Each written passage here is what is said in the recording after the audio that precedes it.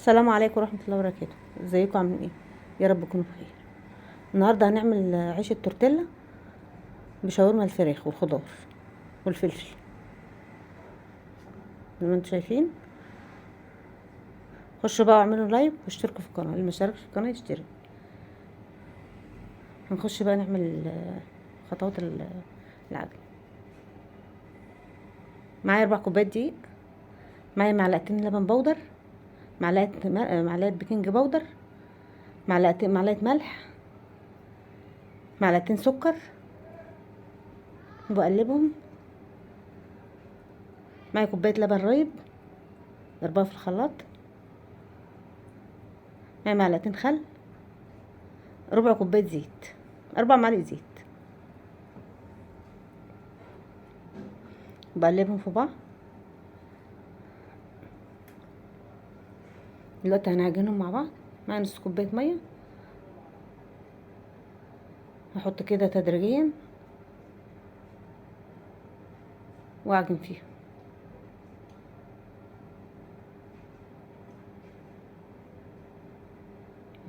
هحطها بقى على الرخام عشان ايه، املكها كده، هعجنها كويس. بعجن في العيش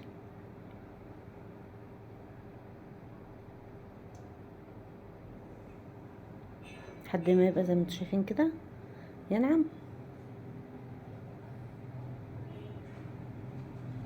عجني كويس وايه لما ينعم كده في ايدك ويسيب من ايدك.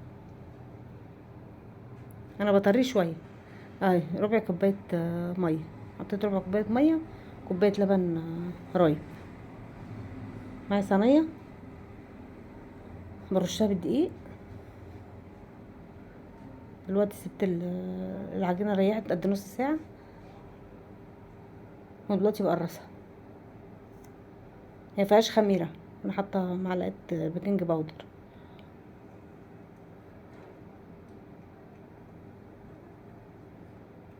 بقرصها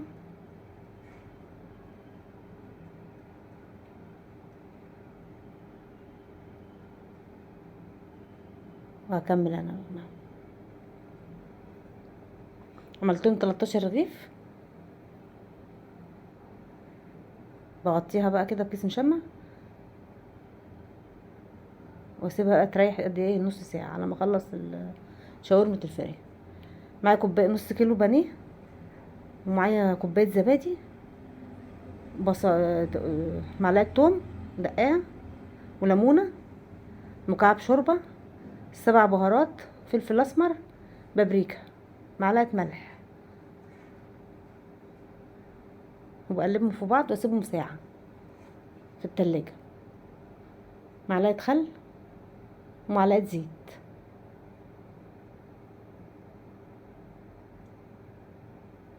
معلقه زيت، معلقتين زيت، انا حطيت معلقه زيت تاني.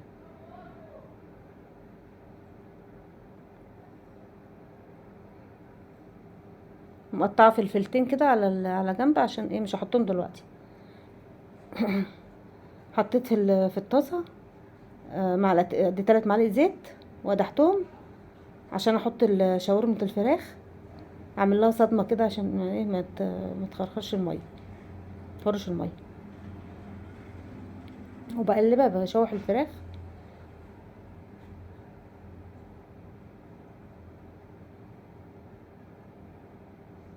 شوحت الفراخ، معايا فلفلايه خضراء وفلفلايه الوان صفرا، وبقلبهم شوحهم مع تشويحه بسيطه كده مع الفراخ.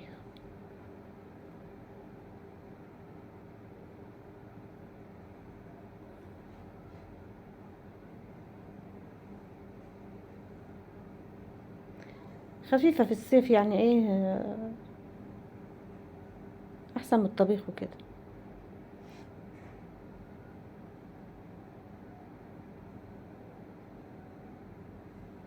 خلاص شوحت الفلفل بالفراخ.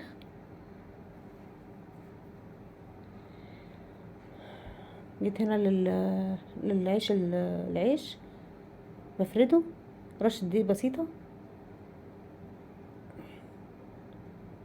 وافرد عيش التورتيلا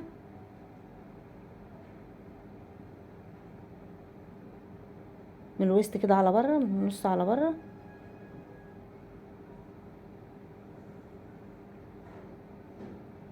نفرده من الاتجاهات كلها عشان تبقى الرغيف مدور.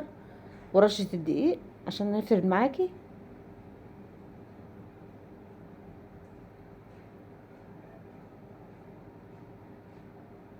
ومسحه بسيطه كده دقيقه على الوش عشان ايه يفرد معايا،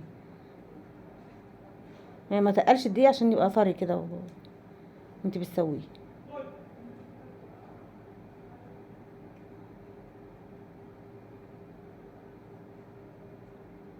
لو ما فردش معاكي سيبيه يرتاح شويه، بس انا سايباه نص ساعه يعني، قرصته وسبته نص ساعه فمريح.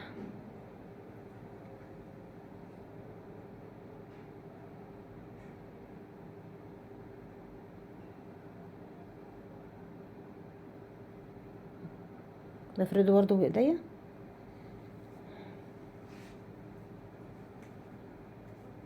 عشان يبقى مدور.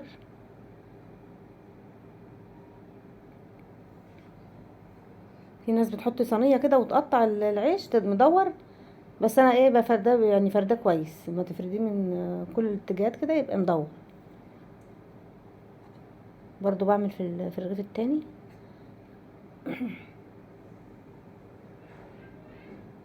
ركنته على جنب وبفرد الرغيف التاني.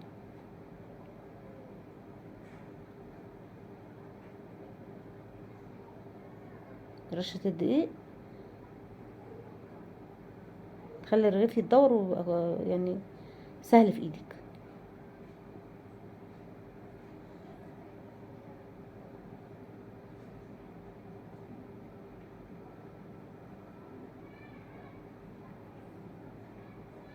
بنفض برضو الدقيق وبقى ايه بفرده برضو كده، بريحه برضو على ايدي وبفرده.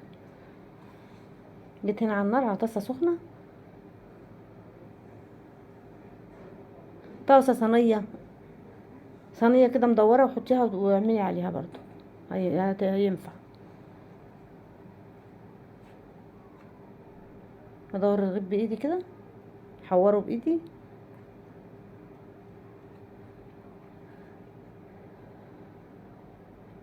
النار دلوقتي انا بفتح النار واسخنه، اسخن الطاسه وبروح موطيه بقى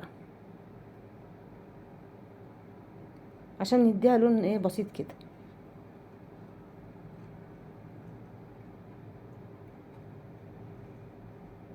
والرغيف يستوي معاه. النقط الصفرا دي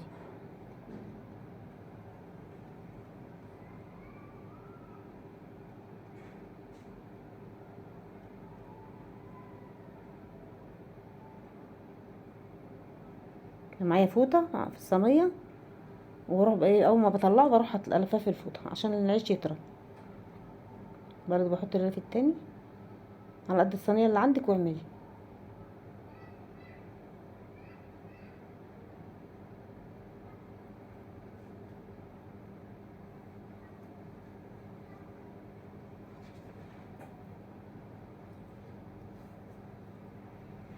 بحوره بايه برضو كده.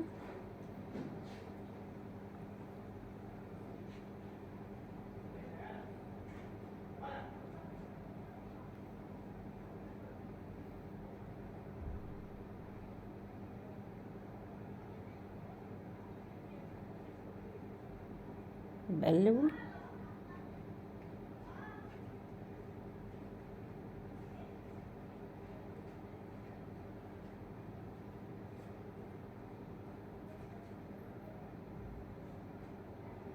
برضو احطه على العيش اللي طلعته عشان ما ينشفش.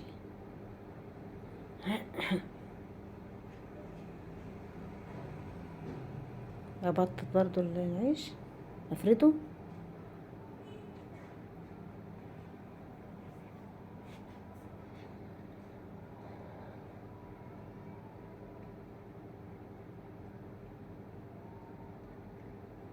افرده من الحروف عشان يبقى مدور من النص كده على بره، من النص على بره عشان يبقى ايه الرغيف مدور كده معاكي، ما يبقاش حاجه طالعه ونازله.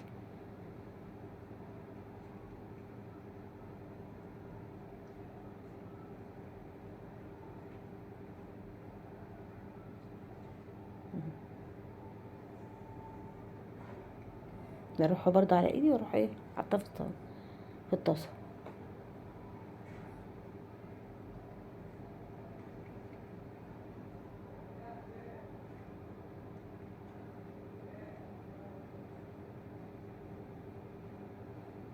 انا حطيته الطاسه يعني ما كانتش سخنه شويه فايه وانا بحوره كده اتفتح مني.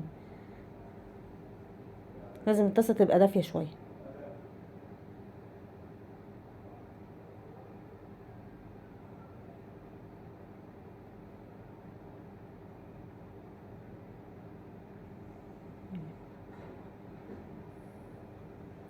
خبزت بقى ال 13 رغيف انتوا شايفين. ما فيش واحد فيه غلطه.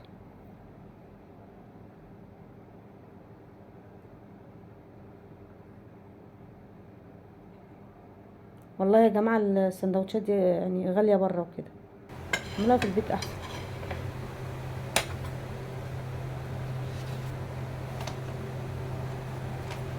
معايا الفراخ الشاورما، ومعايا العيش، معايا مايونيز، معايا كاتشب. حط معلقه مايونيز، معلقه كاتشب.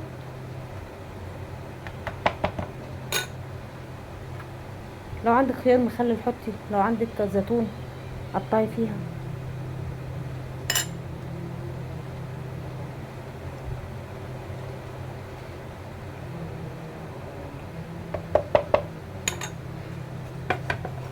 نحط بالمعلقه كده ايه شاورما في الفراخ. حاجات في البيت كلها يعني، دي في البيت كلها واللبن في البيت والفراخ تبقي جايبه بقى كده كده بتبقي جايبه.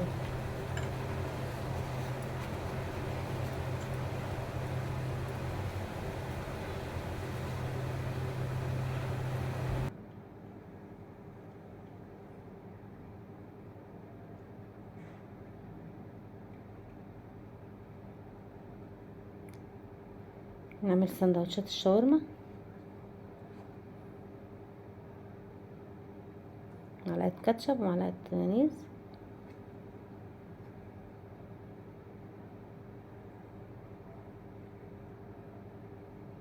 بلف الرغيف.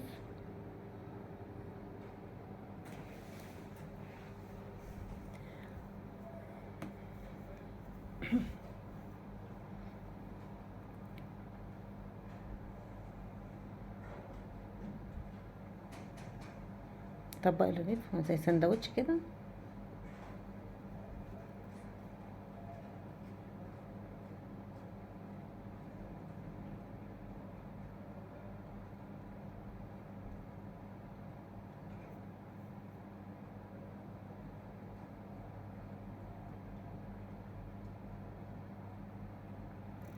انا عملت على قد اللي هياكله دلوقتي.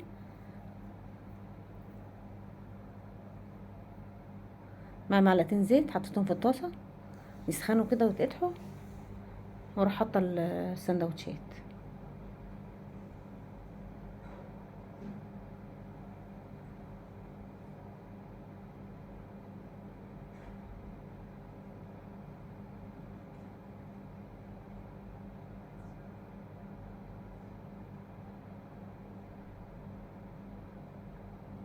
طاسه جريل اعملي على اي حاجه عندك.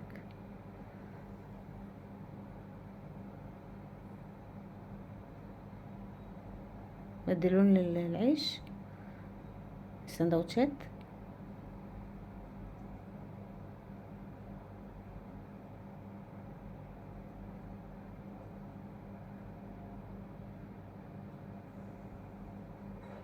خرجته اهو، طلعت حمرته، طلعت الرغيف، بحمر في الباقي. ده لون كده.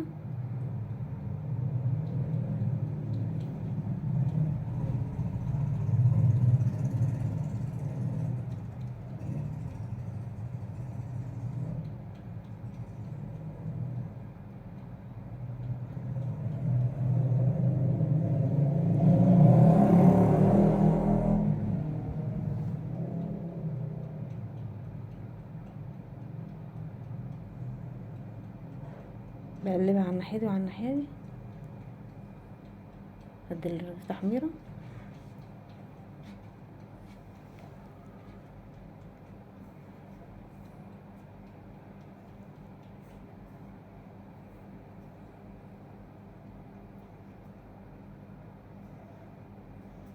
اه هقطع بقى معاكم رغيف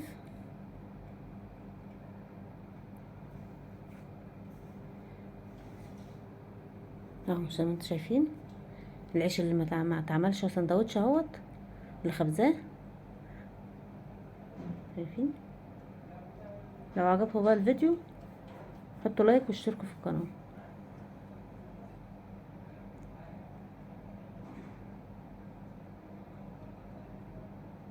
باي باي، السلام عليكم.